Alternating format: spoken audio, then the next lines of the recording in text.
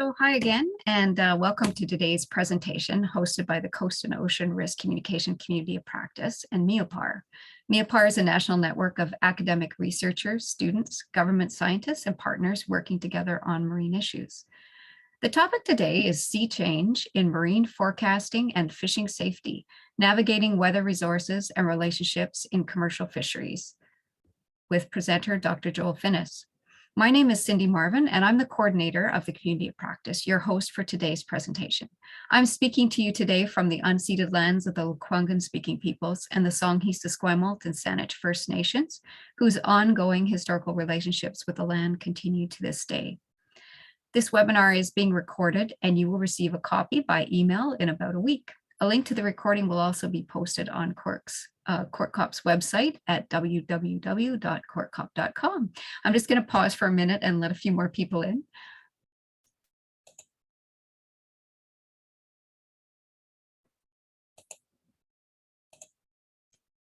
Sorry, I'm double duty today on tech host and facilitating.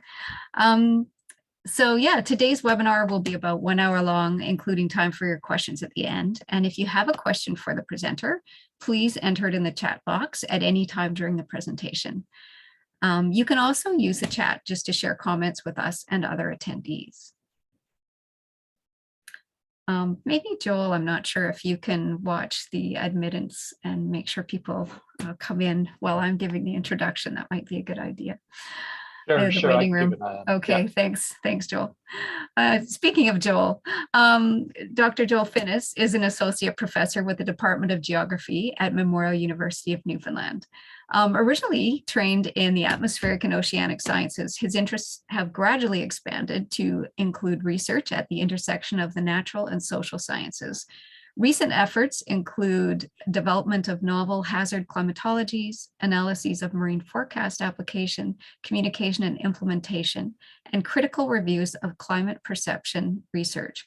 With Drs. Ron Pilot from Dalhousie University and Dr. Amber Silver from the University of New York at Albany, Dr. Finnis co-leads the Coast and Ocean Risk Communication Community of Practice, which is a network of scholars, practitioners, and stakeholders motivated by a common interest in reducing the impact of hazards on coastal communities and industries. So with that, I will turn over the presentation to Joel. And I'll monitor the weight room for you now, Joel, so you can do your presentation. Perfect. Thanks so much, Cindy. Okay, I think I'm going to run this without the video on, but we'll turn it back on when we get to the question period. I've come up with a somewhat grand title for this thing. Look, honestly, this is more or less just a series of reflections on some ongoing conversations I've been having for the last 5 or 6 years with both people working in weather offices, forecasting agencies, but also people working within fisheries, asking questions about how they navigate safety, what kinds of information they use, how they end up putting it together, and really just sort of recognizing that the forecast landscape has changed substantially since maybe I first entered school.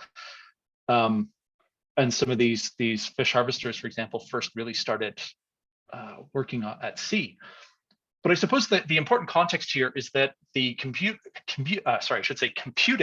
communication, et cetera, infrastructure have really evolved over the last 30 years. And with it, this larger thing we refer to as the weather enterprise, or really the collection of public sector, private sector, brokers of information or interpreters of information that try to inform various end users, have had to evolve with those changes.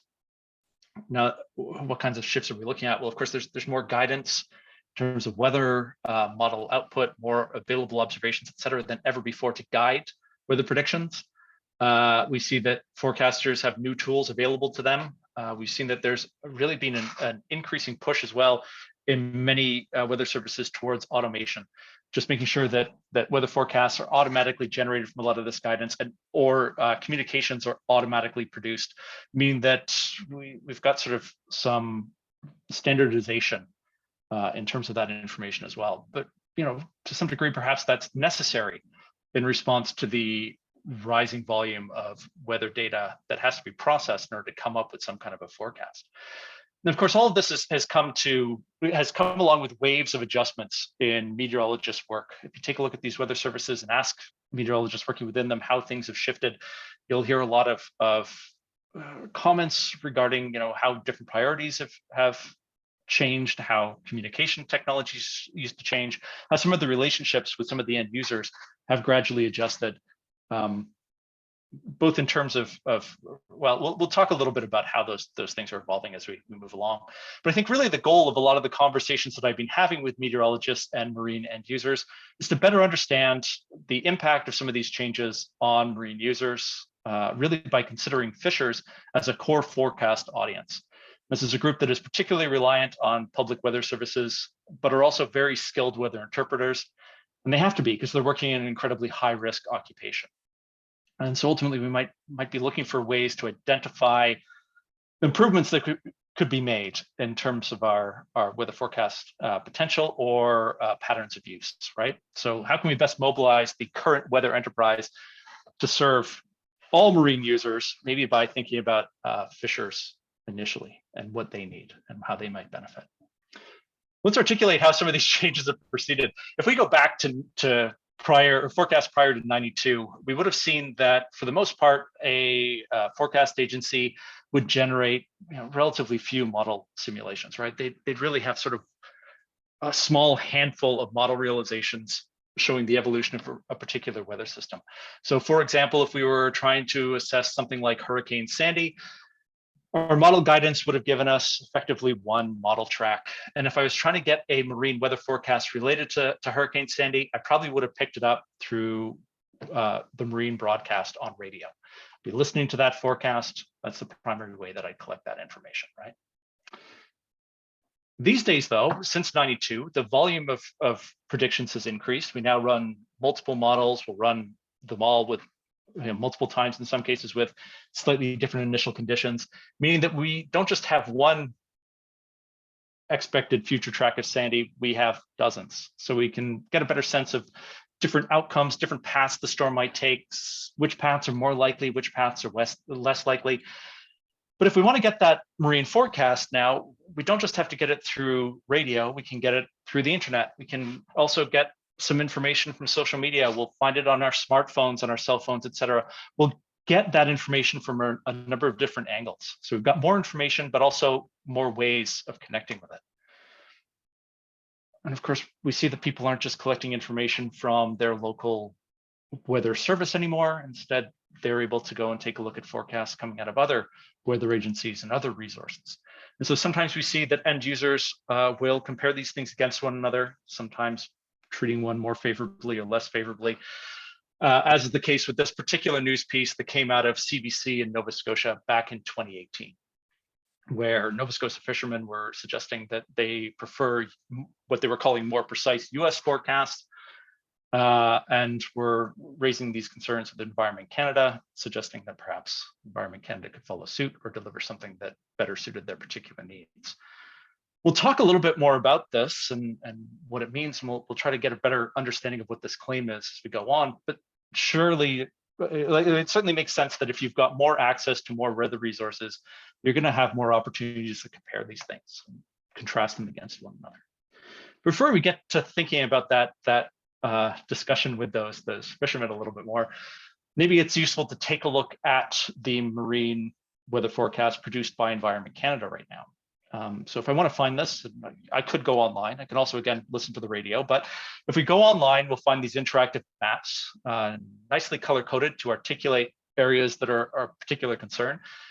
This map clearly indicates a period when we had a number of concerns. Our entire map is colored here in red, indicating that there's significant weather concerns in every location. They're all marked with that red warning.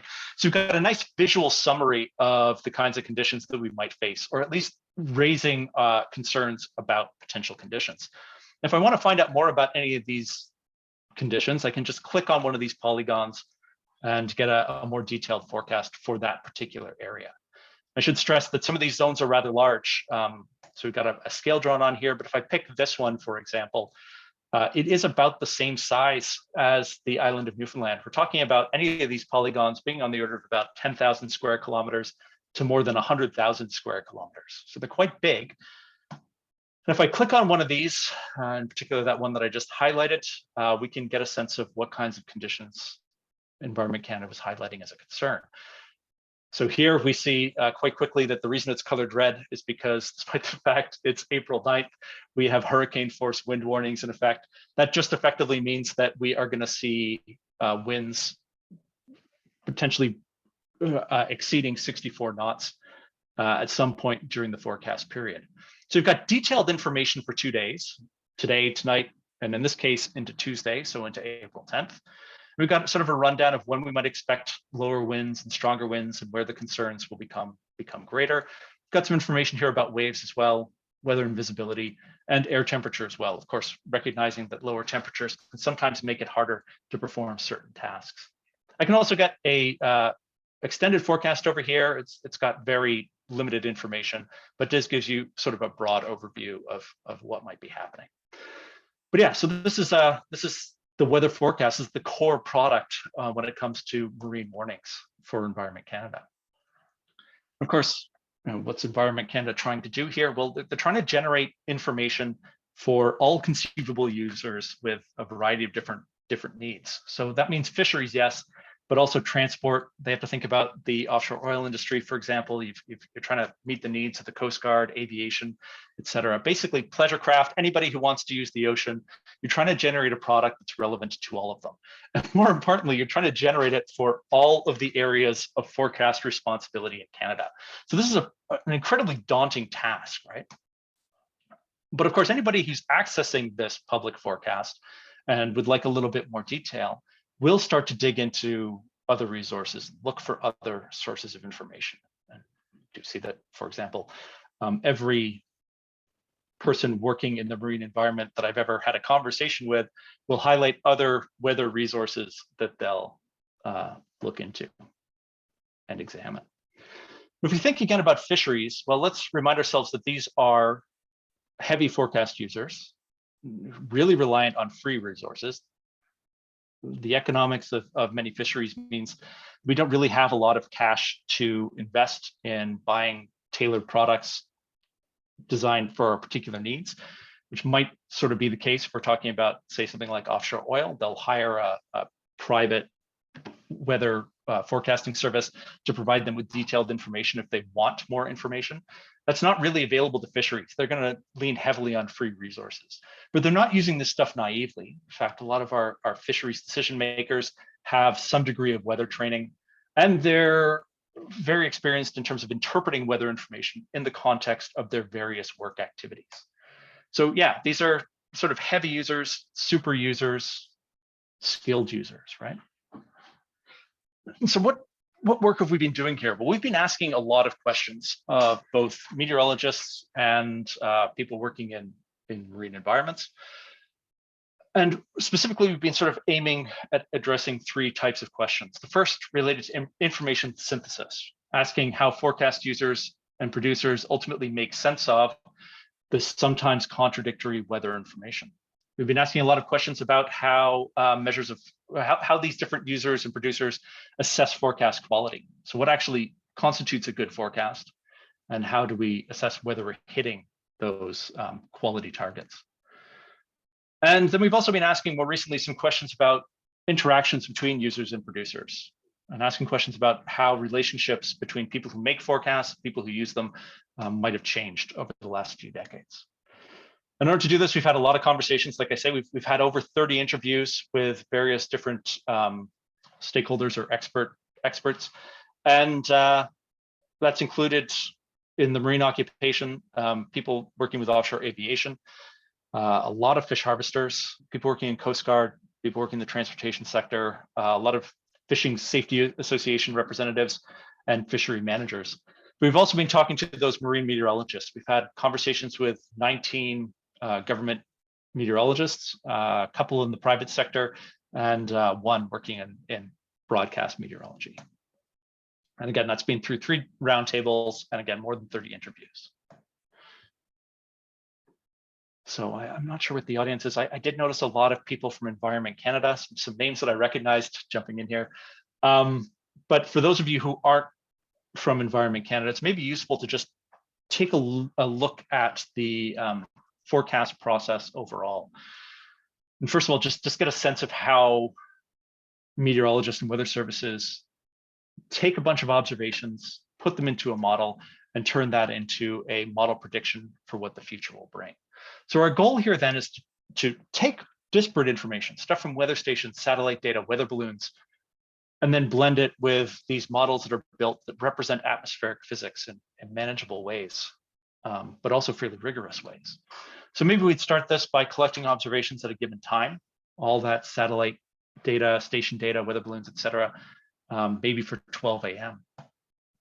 This is, again, all unorganized raw data from a variety of resources, which we'll then use or blend together to produce what's referred to as an analysis, sort of a best guess of what the total atmosphere looks like at a given time. And this is then sort of generated in a form that we can put into a weather model, a numerical weather prediction model, which has representations of physics, which will take that initialization, that analysis, that starting state, and figure out what it thinks the atmosphere will look like, say, 6 hours later, or maybe 12 hours after that.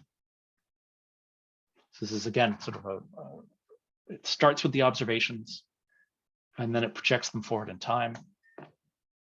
And we can, again, repeat that process regularly. Say, for example, every 6 hours, you can collect new observations, create a new model initialization, and maybe we'd actually inform this next model initialization with the previous forecast. Of course, that's going to have some good information from those previous observations. And we can, again, start that up, make another prediction another 6 hours into the future. And we'll just keep this process moving, right? But I want to stress that while that's a fairly complex way of taking observations and understanding the physics and putting them together to understand what the future will look like, it's really just a starting point in terms of making a forecast. So we collect all that stuff. We've got those predictions. We've also got new observations. And the really interesting part of forecasting comes about when we sit down and try to understand what it means for us and our end users. So this then leads to an opportunity to interpret with colleagues through the context of our meteorological training and our experience, try to understand what's important in all this information before finally reporting it in the format of our marine weather forecasts, our bulletins, warnings and watches when they're warranted. So ultimately what we're looking at then is a process where we collect information, we make sense of it collectively with others, usually with a few other meteorologists on shift, but also reviewing notes from prior shifts, maybe discussing it with colleagues even at other weather centers if it's warranted, but then ultimately acting on that information by getting it out, by disseminating it, by sharing it with people who might need it for their work. So I'd stress that this is really an art, right? We've got this problem, we're given a bunch of data, we're given a bunch of experience with models and experience with the forecast zone. We need to assess then what matters for the coming forecast period. That means we need to consider user needs. We need to make sure that we're communicating risk when we see it, always though without overemphasizing it, and always while generalizing for these very, very large forecast zones. So this is a gargantuan task. It's certainly daunting, but we pursue it with colleagues and with a lot of collegial consultation as part of that process. So I've got a quote here from a meteorologist just emphasizing some of the challenges that are faced when you try to generalize for some of these large forecasts, where you might say have a small region where you've got 50-knot winds, but much calmer conditions around it. How do you end up capturing that when it's just a small portion of the forecast zone that has these high-risk conditions? Do you end up emphasizing the 50-knot winds, or do you end up emphasizing the fact that that's sort of a limited concern in this particular area? We can contrast this to ways that fishers make their decisions. And I stress that there's one critical decision, perhaps the most critical decision for a fish harvester and in a given working day, and that's going to be whether or not to actually leave the wharf. And that starts with, again, a process that involves taking in as much information as possible, well before that decision point arrives. So maybe 1 to 8 hours before you actually plan to leave the wharf, you're going to be reviewing online resources. You're going to be listening to the marine forecast. You're going to be checking out television broadcast, television weather broadcasts as well. When we talk to fish harvesters, they'll tell you they look at a pile of different resources. But as you get closer to that departure time, that planned departure time, you might shift away from all of these predictions of what the future will bring and start focusing instead on current observations. What do buoys, what do weather stations, what do any available observations you can get tell you about current conditions? And observe that shortly before you get to the wharf. But once you're at the wharf, you're going to be talking with colleagues about what they're seeing, what they expect weather will bring, and what conditions might be like. This is going to be with people that are going to be in your own crew. This is going to be with other crews that are also planning to leave from the same wharf. But there's a lot of collegial consultation here. And you might even radio people who are already on the water. If you know a vessel that's gone out or is coming back in, you might call them up on the radio and ask, what kinds of conditions are you seeing? Then you make that decision. And if you go out, you're constantly reviewing that decision as you go. So you're going to be continually observing conditions. You're going to be monitoring marine radio. You're going to be, again, consulting with colleagues. You're going to be looking out for problems consistently so that you can address them in a timely fashion. But this really does look a lot like a slightly readjusted version of what the meteorologist is doing, right? There's some rhyming in their process. We're again collecting information. We're again making sense of it. And then we're acting. It's just that acting phase is really elongated. So let's come back then to these Nova Scotia fishermen who are saying that they're looking for more precise, or they're noting more precise US forecasts than what they're getting from Environment Canada. Well, when I have conversations with fishermen in Nova Scotia and I ask them what they're using, when they say they're using the US forecast, what they actually often mean is something that looks like this. So this is one of several resources fish harvesters use, and one that I've heard a lot of fish harvesters refer to as the US forecast. What it actually is a visualization of model output. And this particular one comes from windy.com. We can take a look here. We see sea level pressure, we see winds. It's giving me a sense of what a particular model thinks the future will look like. In this case, it's actually not even a US model. This one's from the European Center for Medium Range Weather Forecasting. And if I talk to meteorologists themselves, many of them will stress that this isn't even a forecast, right? Instead, this is guidance. This has never been reviewed by a human being. This isn't what they would consider a forecast. Instead, it's just raw data that could be used to make a forecast. Fish harvesters, though, love this in that they can grab a particular location that they're interested in. Say, for example, this point, this sort of circular bullseye here, and it'll give them then an outlook at 3 hourly intervals of what wind conditions, wave conditions, temperature conditions, et cetera, will look like in that region of interest. But they can also animate this stuff and take a look at how these conditions are going to evolve. So it takes a lot of it basically adds a lot of detail to what they would get from that raw Environment Canada, or not raw Environment Canada resource, but that traditional marine forecast from Environment Canada. They can now see where the winds are showing up. They can see what weather systems are driving some of the conditions that are being reported in that marine forecast. And they can get a better sense of whether it's relevant to regions they're interested in fishing in and when those rough conditions will actually arrive. I do want to stress, though, that while a lot of fish harvesters are using this stuff these days, in fact, basically everybody we talk to in Nova Scotia is using it, earlier discussions with fish harvesters in Newfoundland really stressed that it's never the only resource that they're using. Instead, we consistently see that harvesters are looking at many different sources of information. They'll take a look at Environment Canada. In fact, basically every fish harvester we talk to says that, yes, we'll check out Environment Canada, either as a source or their sole source. But increasingly, we're adding these weather apps. Rarely, though, do we see people say that that's their primary forecasting resource. Many of them still start with Environment Canada. They get sort of that high-level information about what to expect, and then they'll refine their understanding of that by taking a look at these weather apps and weather visualization tools. So I do sort of want to quickly bring up the idea of communicating uncertainty. Certainly when I've had some conversations with meteorologists, sometimes there's some ambivalence about how to communicate uncertainty, whether to communicate uncertainty, whether end users can understand it, make use of it. And so this quote kind of highlights those concerns, right? One particular forecaster we were speaking to said, well, it's mathematical chaos, and that's not something that's commonly understood by most people. But I'd stress that at least in the context of fisheries users, these concerns about communicating uncertainty might be a little bit excessive. While harvesters themselves aren't going to talk about things in terms of uncertainty or talk about using probabilistic forecasts, they are effectively grappling with these concepts while they merge forecast information from various resources, but also for various forecast zones as they try to plan out their particular day and their work process, right? So you see people talking about, well, I've got to merge information from a bunch of different areas. I've got to put them together. I've got to try to understand what conditions are going to be like while I'm out there and working. They're good at blending a bunch of uncertain information together to make sense of it for their particular needs. And so this really gets then to perhaps the art of forecast use in fisheries. We've got a key question that most fish harvesters are asking themselves. If I can get to my fishing grounds, can I fish when I get there? Sort of emphasizes the fact that the riskiest time for these harvesters is when they're actually collecting the fish, when they're actually working with gear directly. It's not so much when they're transiting out to the fishing grounds or coming back, it's when they're working out there. So that's the key question. What will conditions be like if I can get out there? They got to consider fishing gear and its limits. They have to consider travel time. They have to consider the forecast along their route.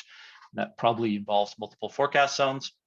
But again, they're working together with colleagues, they're consulting with people in crew, they're talking to other crews and other vessels about what they're seeing in the environment and what kinds of weather conditions they can expect. But you see, this is sort of emphasized then with this particular quote. I tell some people, when you be talking about the forecast, you're gonna have to make up your own. What they mean by that is I'm gonna have to blend all these bits of information together to come up with my own interpretation of weather along the route that I'll be traveling and the places that I'll be in. So that kind of gets to some of these questions of process, right? How do we synthesize this information? How do we put it together? How do we make sense of it as fish harvesters? We can now turn our attention a little bit to questions about what producers versus end users consider to make good forecasts, or what are the characteristics of a good high quality forecast. When I ask this of meteorologists, I get a lot of answers that sort of suggest that we're looking for consistent forecasts. That means that between different forecast periods, we're not seeing the sudden arrival of high risk events. We're not encountering sudden abrupt surprises. We know when the risks are coming well in advance. They also stress that they're looking for forecasts to be accurate. That is, what's predicted is actually what occurs. And then the other thing that they bring up a lot is that they want their forecast to be useful. Now, we get very clear ideas of what consistent and accurate forecasts mean. That question of utility or usefulness is a little bit more nebulous. And so we see a lot of reflections on that, emphasizing that we're looking for something that's not too technical, but at the same time not too broad, that it's going to emphasize impactful weather. That's the main thing they're looking for.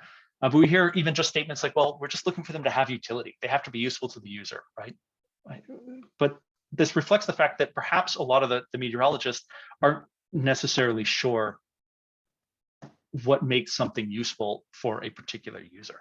In fact, it's kind of hard for you to know that if you're not working in a particular industry, right?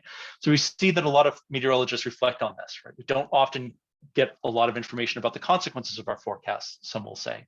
We don't get much feedback from clients or that direct consultation. Another one was saying that for us, especially on the marine side, it would almost be nice if we had a head or a group of something who could tell us what they're looking for, or perhaps even what kinds of decisions were made. So yeah, this idea of utility is a bit nebulous. That sort of makes some sense. If you're working in the meteorology field, you're not going to understand how decisions are made on fishing vessels or in other contexts. You're not necessarily sure what makes something useful, but that's still going to be something you're going to strive to accomplish. When I talk to harvesters about what makes a good forecast, they just give you different aspects of utility. I've never heard a harvester talk to me about accuracy or consistency. They always talk instead about accessibility. They want to make sure that they can get the information that they want easily, and they can get it wherever they are, right? So whether we're on the vessel, close to shore, or ideally they'd like to be able to get it as far off from shore as possible, but they recognize that's typically not going to be possible if you're really far away from those broadcasting locations. They want these things to be timely. That is, they'd really like to see a fresh forecast or updated information right at the start of their working day. Some of them, for example, in Newfoundland, emphasize that this is currently too early for them. They make their decisions too late in the day for the forecast released schedule at the moment. But they're looking for fresh, updated information as soon as possible, right? Or as close to their decision time as possible. But the other thing that they stress is that they're always looking for detailed forecasts. Sometimes they'll say they'd like smaller forecast zones, they'd like more info in that marine forecast. But really, this perhaps reflects some of that attractiveness of these weather apps and these weather visualization tools. It gives you a lot more detail, spatial and temporal detail, than you're getting in the marine forecast. Now, I should stress that some of these things that they want are clearly mutually exclusive. It's hard to, for example, get more detail into something and still make it more accessible. And harvesters recognize that. They don't expect you to be able to deliver everything, but these are just the things that they emphasize they're looking for in terms of marking something as a good, high quality forecast. So from this particular chunk of the work, I'd stress a couple of quick conclusions. First, I want to stress that harvesters are using weather models through these visualization apps in ways that kind of closely reflect the way that forecasters might interpret some of these models. They're using it to get refined interpretations of the risks after having gotten an overall sense of that risk landscape from the marine forecast itself, right? They'll see that there's a warning issued, for example, that hurricane warning that we saw in that marine forecast. They'll go back to the weather apps and say, okay, well, when's it going to arrive? Where's it going to hit? Are there going to be areas that I should avoid? Is this going to impact the areas in which I plan to work? I mean, honestly, when you see a hurricane force wind warning, I don't think many harvesters are going to consider going out, but for more relaxed or more marginal rough weather conditions, they certainly will. But anyway, they're using this to, again, refine their interpretation of some of those risks to see where it is and when it is. And we might say that forecasters are worried about discussing uncertainty, worried about how that'll get used, worried about how people will interpret it. But ultimately, I'd stress that harvesters are inherently approaching forecasting as a probabilistic exercise, even though they would never actually use those words. Now, I'd also stress that harvesters and forecasters are both relatively naive about the respective working environments and processes of the other group, but they're also very interested, right? When I talk to harvesters, they're interested in the forecasting process. They're interested in what forecasting work looks like. When I talk to forecasters, they're very interested in learning more about their end users. So this opens up then opportunities for knowledge co-production, but also maybe invites interactions between these two groups, if we can find appropriate venues to do it and opportunities for those exchanges. Which maybe then brings us to our third set of research questions here related to relationships between forecast users and forecast producers. Over the course of the last few decades, we've seen an emphasis on automation in our forecasts. We've perhaps seen less direct interactions between our forecasters and our end users. This is also sort of amplified by the fact that a lot of forecasting agencies are turning to data portals to get their information out. You just go online, you don't have to talk to anybody, you don't have to have a conversation, you don't have to pick up a phone and call a forecaster to get information. You just go onto the internet and collect what you need. This then means that we're sort of creating a divide that didn't necessarily used to exist. And if we talk to colleagues in Norway, I'll sort of introduce you to some of them in a little bit, but they've really highlighted that this is a shift in Norwegian fisheries and Norwegian marine users. There used to be a lot more phone calls, and those don't happen anymore. This is particularly amplified when we see weather services, whether temporarily or permanently, shifting towards cost recovery models, where they're trying to recoup some of the cost of running a weather service by having people pay for information or pay for access to some of their meteorologists. This then discourages people from calling in, and eventually this discouragement can become a permanent habit, right? Once you've fallen out of the habit of getting in touch with your meteorologists, talking to them, it's kind of hard to pick that habit back up. But of course, this is probably amplified as well by social trends, as fewer and fewer of us use our phones as phones, and fewer of us are thinking about actually calling people up and asking opinions, right? Now, this has been a recognized problem in a lot of weather offices, and certainly I've heard it recognized in Environment Canada weather offices, but we've seen it discussed in other places as well. And there are real efforts to reverse some of this. So across weather services internationally, there's an increasing trend for them to employ social scientists to help them think about end users and communication tools and communication strategies. We see that a lot of people in weather offices as well are re-examining the work of meteorology and rethinking what it means to be a working meteorologist trying to meet end user needs, and how much of that requires some degree of interaction, direct interaction with those end users. And we're seeing that a lot of them are also working to build closer relationships with those end users. But I'd stress that that idea of a closer relationship can vary depending on who you're talking to and what project is being pursued.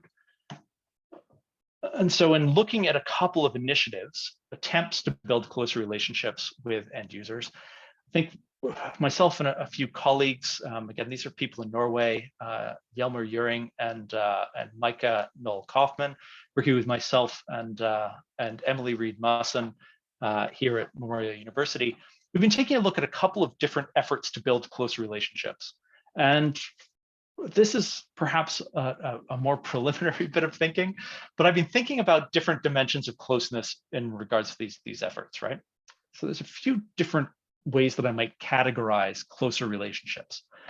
The first might relate to geographical closeness, where we're thinking about tailoring products to a particular region or a particular end user group, something targeted to a specific problem and end user. We might also think about reducing the distance between users and producers, sort of producing more of a professional closeness as we invite people in to see some of the information that currently is invisible to a lot of our end users, but that informs a lot of meteorological decision making.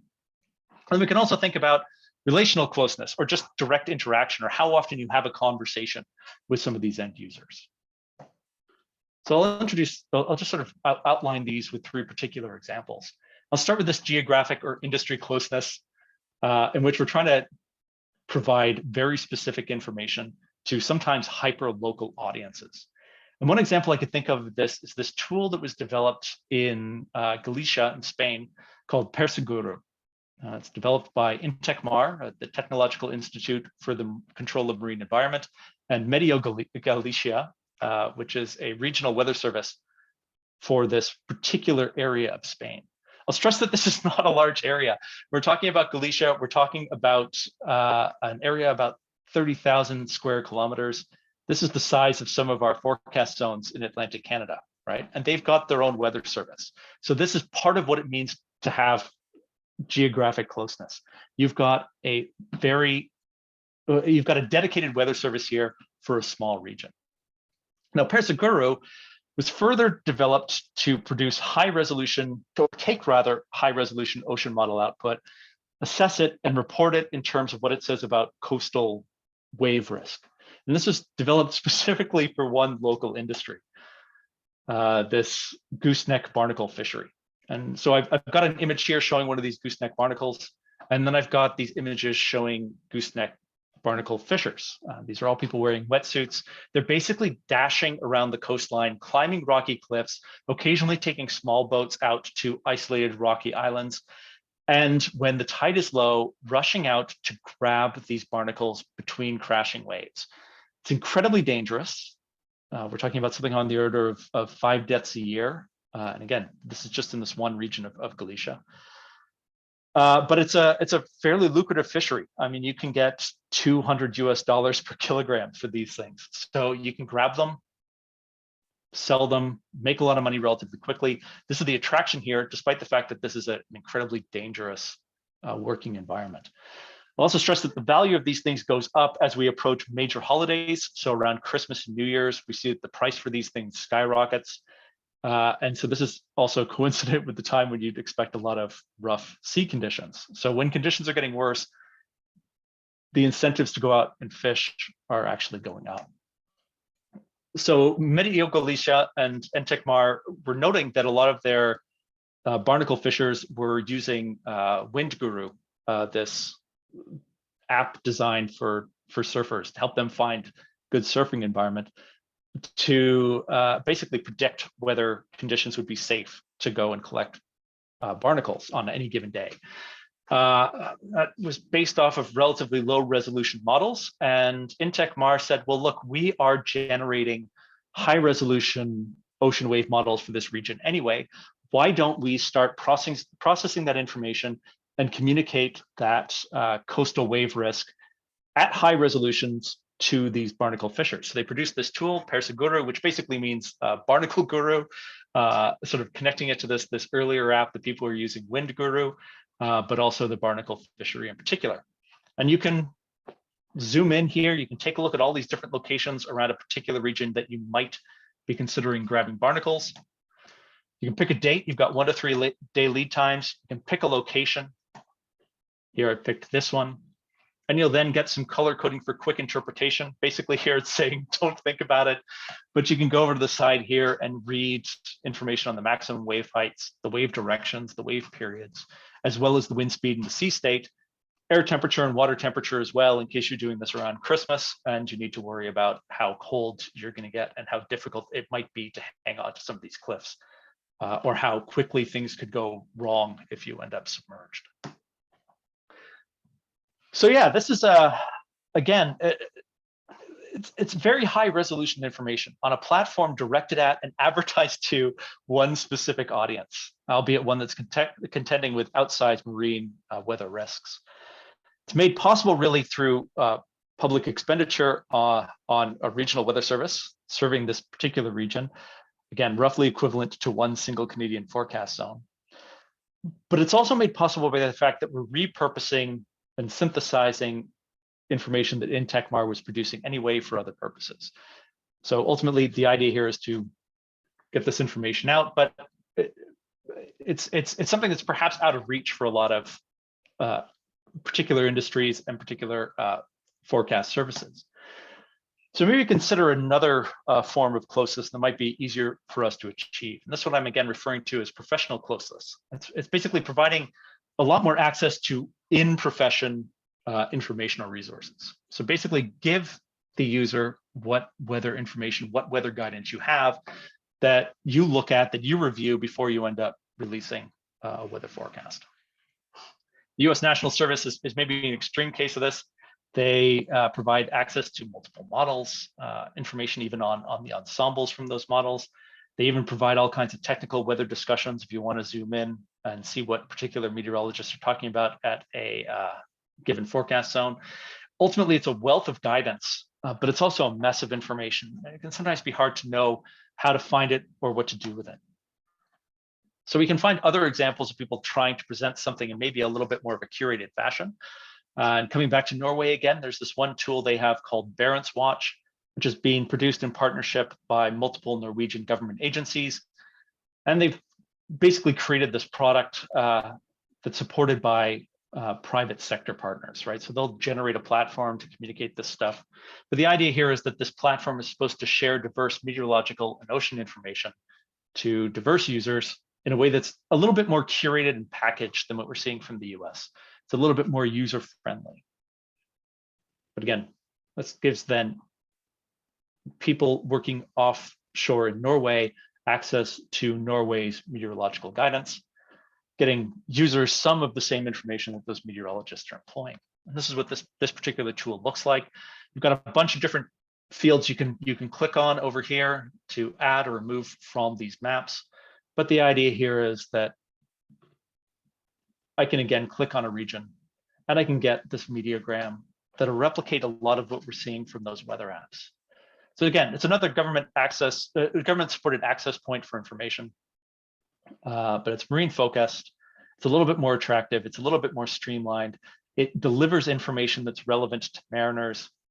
And again, it replicates some of the things we're seeing in those apps, which is perhaps fortunate, because if this is government supported, that means that if at some point some of these private but freely accessible weather visualization apps are either hidden behind paywalls or disappear, then people who are dependent on that information or have really come to rely on that information may find themselves at an information deficit that would introduce new risks to them. You get used to something being there. If it disappears, perhaps that compromises your decision-making capacity. When you see something like Barents Watch replicating it, it means we've got a chance to keep this thing going forward. We've got a chance to make this a little bit more sustainable. I'll then finish off with one last dimension of closeness. This one's directly relevant to Nova Scotia. And again, I'm referring to this as relational closeness. It's basically where we put meteorologists and end users into contact. We basically create opportunities for direct interaction and knowledge exchange. And ideally, this happens at a critical decision point for those end users. So a great example of this then is this process of making a decision about the opening of lobster fisheries in Nova Scotia, in which what we do is we put, well, basically the decision gets made by putting together a bunch of fisheries representatives with a DFO, or Department of Fisheries and Oceans manager, to discuss whether or not a particular lobster fishing zone should open as planned. The concern here is that on opening day it's the most critically dangerous day for lobster harvesters, particularly on smaller vessels.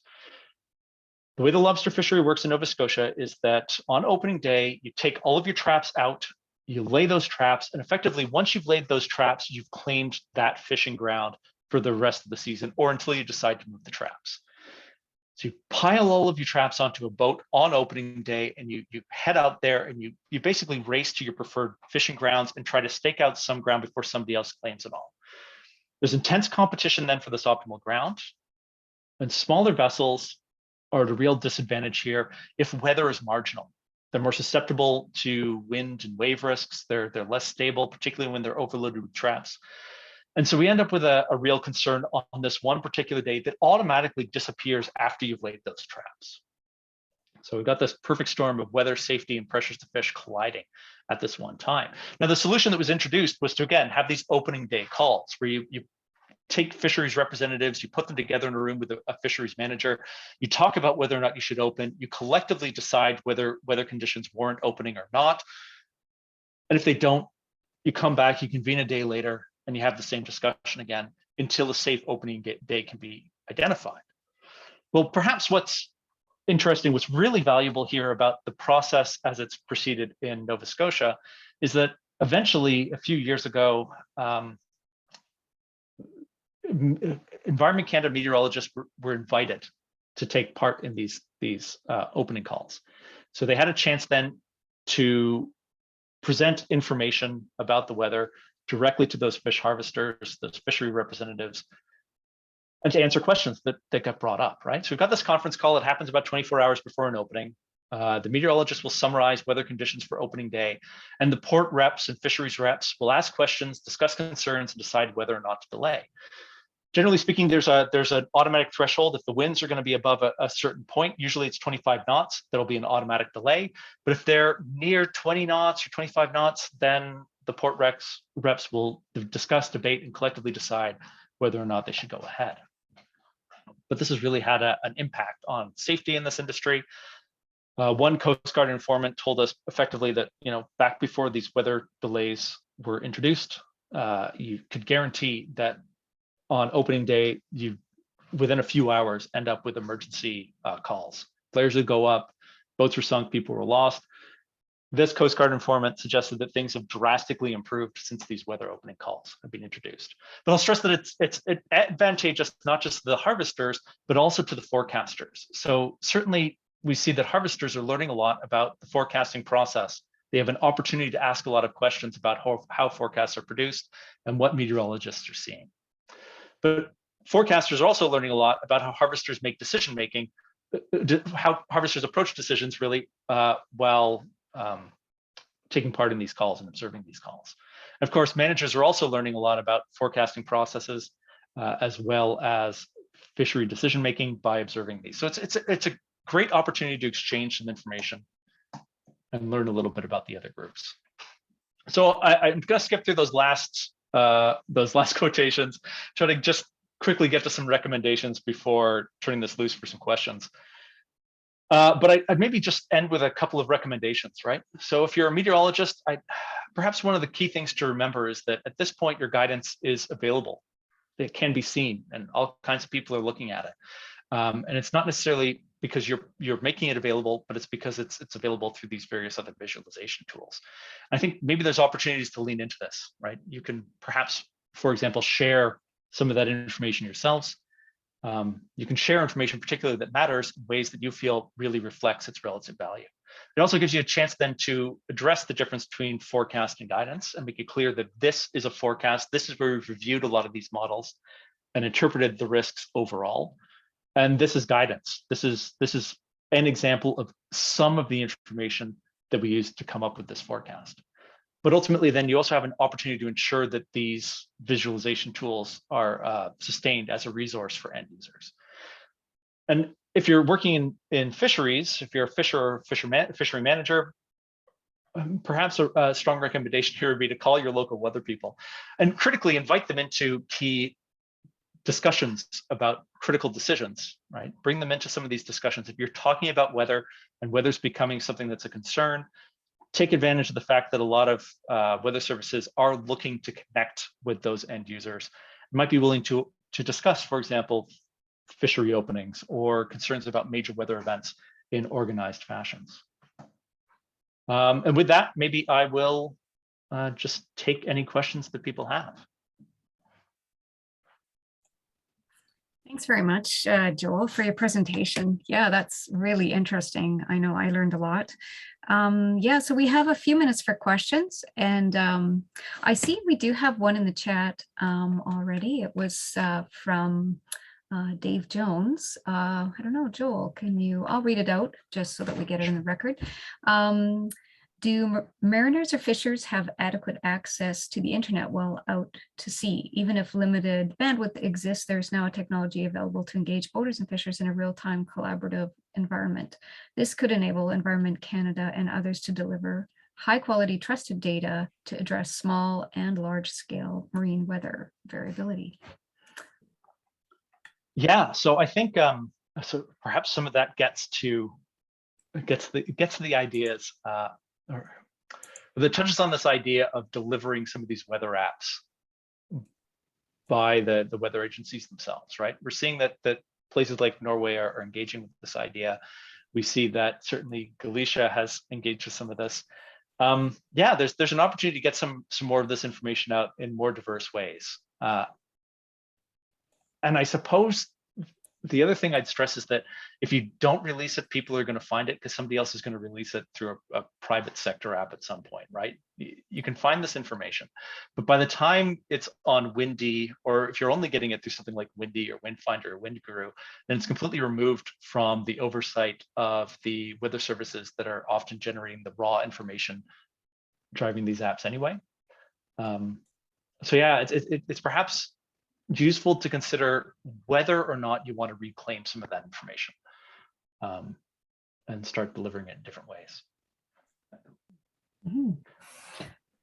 So does anyone else have any questions or comments? Oh, we have one from Joe. I'm just gonna, yeah, go ahead, Joe.